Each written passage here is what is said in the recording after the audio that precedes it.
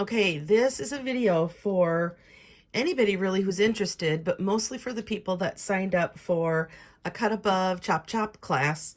And the assumption with that class was that you did not have a trimmer and that you needed to learn how to use one. So here we go. These are going to be a series of short videos, and hopefully they are helpful. This is the basic trimmer from Stampin' Up. Let me show you a few features.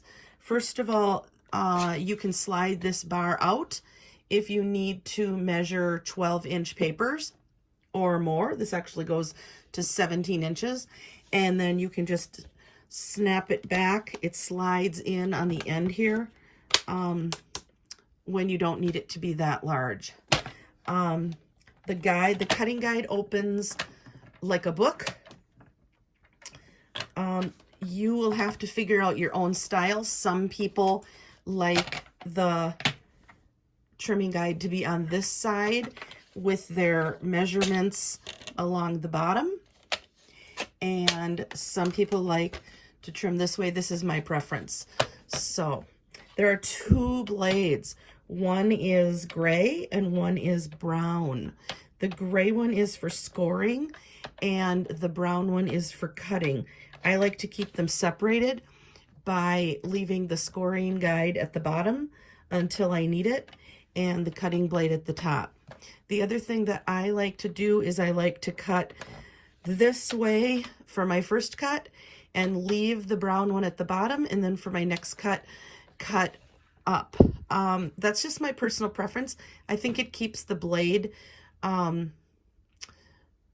evenly sharp or evenly dull, rather than always cutting down and then returning it and then cutting down and returning it and cutting down and returning it. I feel like that always just dulls one side of the blade.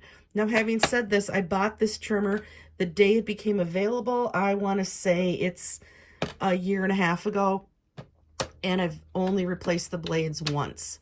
And that was after I did all of my Christmas cards last year. So I had cut a lot of cardstock.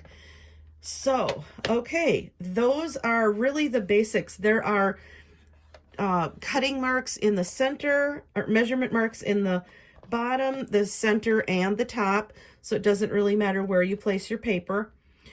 Some of the, here's a little tip that I've shared with people. Since 4 1/4 is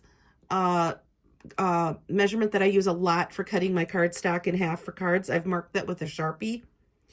I've also put a Sharpie mark here, which indicates the 5 1/4 mark.